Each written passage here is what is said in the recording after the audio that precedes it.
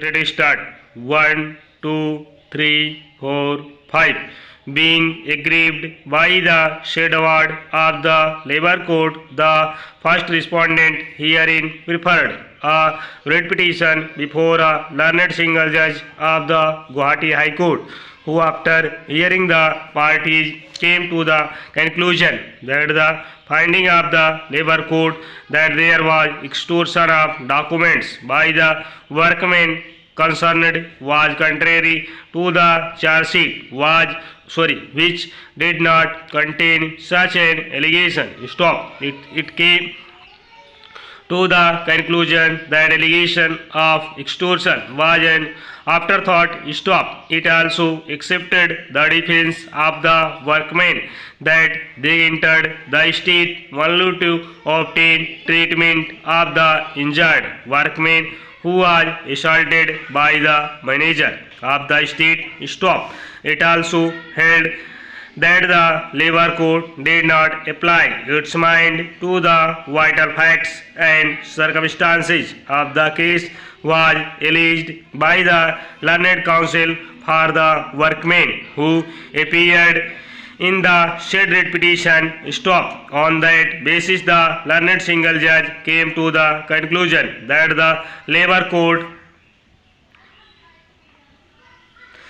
did not appreciate the material on record properly and passed the order justifying the dismissal, which is disproportionate to the offence alleged. It also held that the workmen who were tried before the criminal court were honorably acquitted by the criminal court, and the departmental inquiry held by the management was faulty.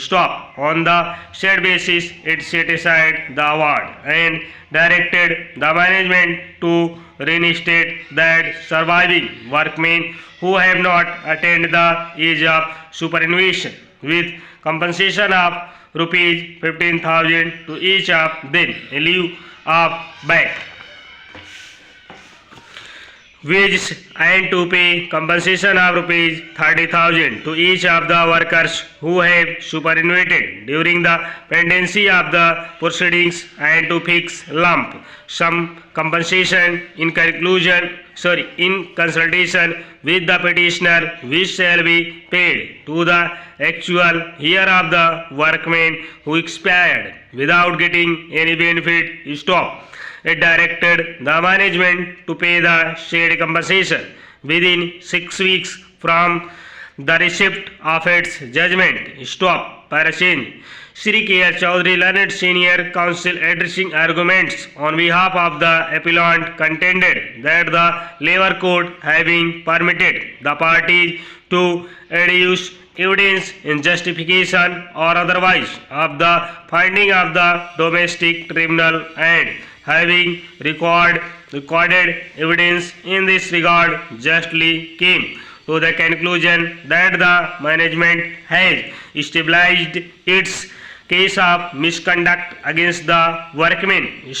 He also contended that the finding in regard to the extortion of the documents was not actually a new charge, but was in fact a part of the charge which referred to the wrongful confinement of the manager, and there being sufficient material before the Labour Court, both in regard to the long and wrongful confinement of the manager and other officials of the state, as also in regard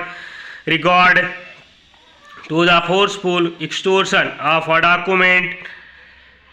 agreeing to pay 20% bonus. The Labour Court was justified in coming to the conclusion that the workmen were also guilty of the said charge of extortion, and the original charge as framed by the domestic inquiry, having clearly stated about the wrongful confinement of the manager of the state.